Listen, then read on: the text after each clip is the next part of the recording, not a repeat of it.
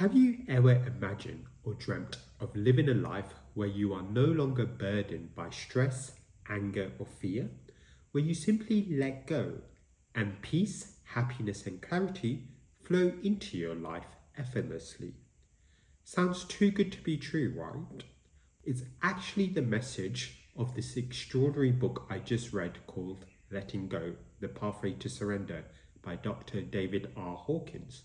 In today's video, we are going to deep dive into this transformative book, which holds the key of letting go of the very emotions and beliefs that keep us stuck.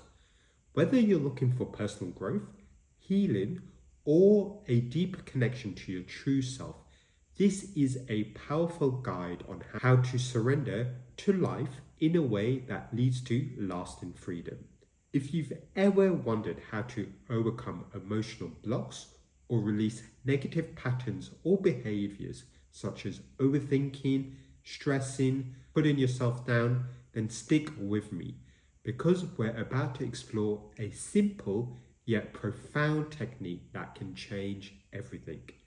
And trust me, it's easier than you think. Hi and welcome to the channel.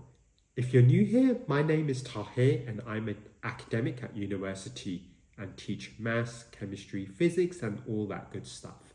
I am obsessed with self-improvement and personal growth. And to help share what I have learned in the hope that it may also help you, I've created this channel. So make sure you hit the subscribe button so you never miss another video. Section 1. What is letting go? So, what exactly does letting go actually mean?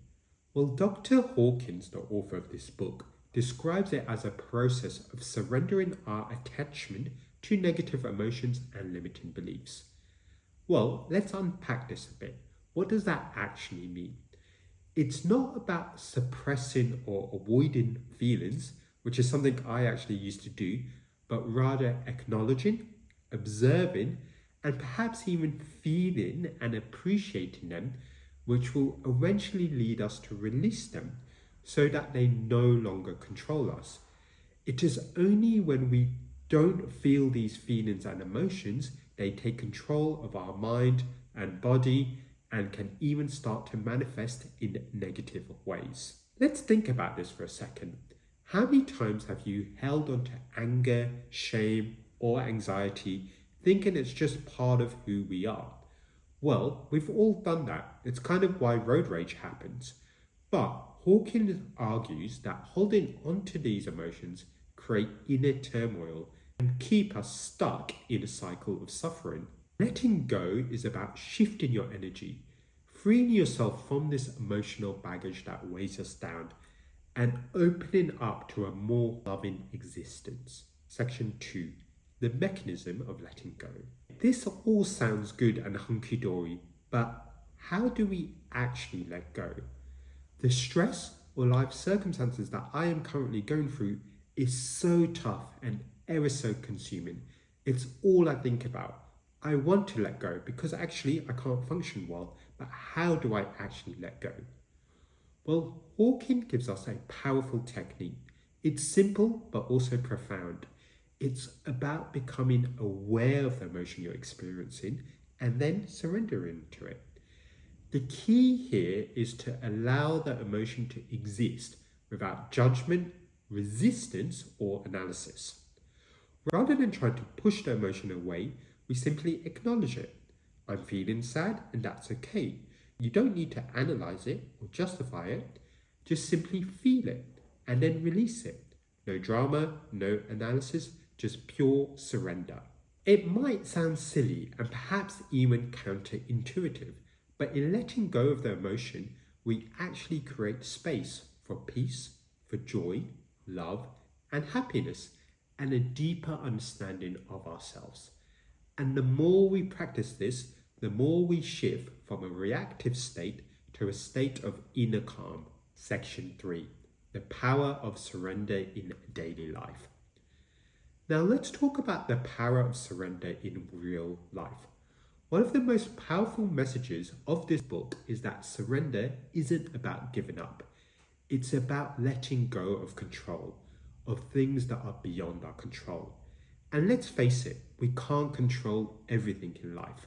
And the more we try, the more frustrated we get.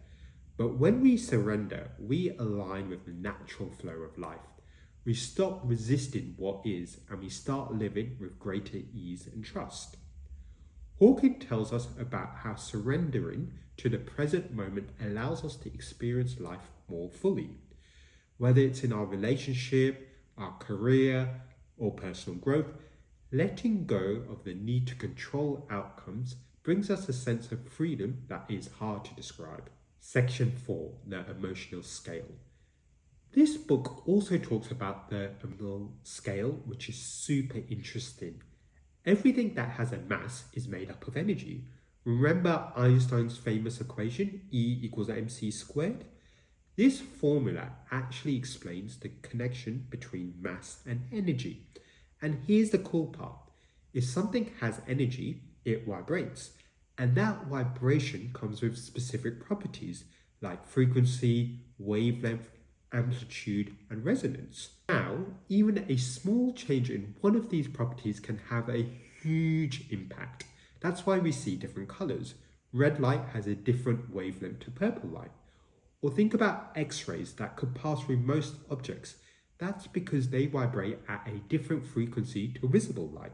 It's also why we can see visible light, but we can't see X-rays.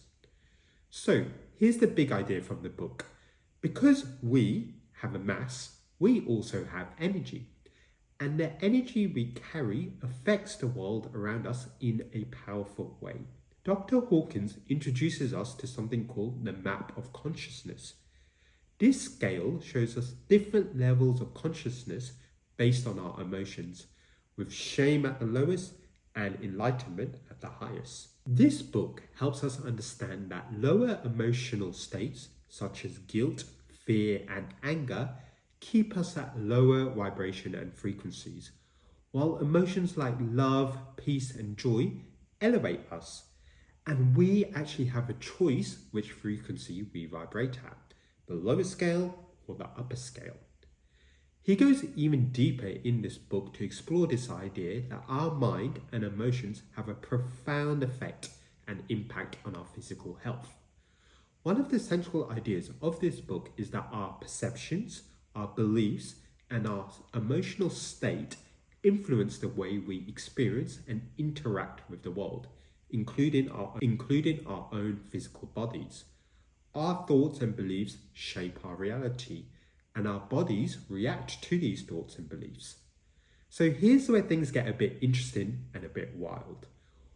Hawkins presents the notion that our body doesn't necessarily react to negative things like alcohol or unhealthy food unless the mind believes they will cause harm. Essentially, it's the mind's belief in the harmful effect that plays a significant role in the actual physical experience. Dr. Hawkins uses a concept called the map of consciousness in his work. He developed this process through a process he calls muscle testing, and he can measure the level of truth or energy associated with various ideas, emotions, or substance. The idea is that the universe, including thoughts, feelings, and physical objects, have a certain energetic vibrational frequency. These frequencies can be measured through testing, where an individual's muscle strength is tested while they're exposed to certain stimulus, like a belief or a substance. Hawkins argues that if something, such as sugar, food, or even a belief system, is perceived in the mind as harmful, it lowers the body's vibrational frequency, making it more susceptible to the negative effect. This is because the mind is interpreting and reacting to that stimulus in a way that also aligns with its belief, whether it's true or false. Hawkins suggests that everything that has a vibrational frequency, substances, emotions, thoughts, and beliefs all emit a certain frequency. The higher the frequency, the more beneficial or positive it is for the individual. The lower the frequency, the more harmful or negative it is. According to Hawkins, when a person is exposed to a thought, a belief, or a substance, their body and muscles will respond by either weakening, indicating that it's harmful or negative, or strengthening, indicating that it's beneficial or positive. So, if you strongly believe a substance like sugar or a certain type of food or alcohol will harm you, your body responds to that belief and lowers its frequency, which makes you more vulnerable to the negative effects of that substance. On the flip side, if you believe something is harmful or beneficial, you may not experience any ill effects from it. It's kind of how the placebo effect works. Certain patients think they're taking a medication to cure a certain disease, and their body responds in that way. Dr. Hawkins stresses that it's not necessarily the substance itself, but rather the emotional and mental reaction that influences our experience. This is a reflection of his broader idea that the mind plays a crucial role in creating our physical reality. If we are able to shift our internal belief system by surrendering the attachment to that harmful belief or emotion, it can positively affect our health, happiness, and overall well-being. So some key points from that: the mind and body are connected. The mind, including the belief and its perceptions, directly influence the body's physical health and responds to external substances or circumstances. Everything has an energetic frequency, and muscle testing is one way to measure this energy. Substances or thoughts that lower your frequency can lead to negative effects, while those that increase your frequency can lead to positive effects. And our health is influenced by our mind's belief than the actual external substance itself. If we believe that something will harm us, it will lower our vibrational frequency and may manifest in actual harm. Interestingly, if we don't hold such belief, we may experience less negative impact. This book highlights the profound interconnection between mental, emotional, and physical states, and it suggests by addressing our inner beliefs and emotional patterns through the process of letting go and surrendering, we can improve our overall health and well-being. The more we practice letting go of negative emotions, the more we move up this scale and the more we align with our highest potential. This, according to Hawkins, is the path of spiritual growth and inner peace. Section 5. Practical tips for letting go. Now, let's talk about how to start practicing the art of letting go in your life. Here are a few tips from the book that you can apply right now. 1. Acknowledge your emotions. When you feel something, don't suppress it. Be present with it. If something makes you giggle and laugh and giggle without feeling shame or judgment. If something makes you cry, find a safe space and cry. In fact, crying is an extremely healthy outlet of stress and emotion. Interestingly, if you look at emotional tears, their composition is actually profoundly different from reflex tears. These are tears that are produced by irritants. Emotional tears contain higher concentrations of certain chemicals, and by crying, we release those and bring our body back to homeostasis. So if something makes you cry, make sure you too cry. Another practical technique from this book is allow the emotions to flow. Don't fight it. Let it be there without judgment. Also, release attachment. Recognize that the emotion does not define you.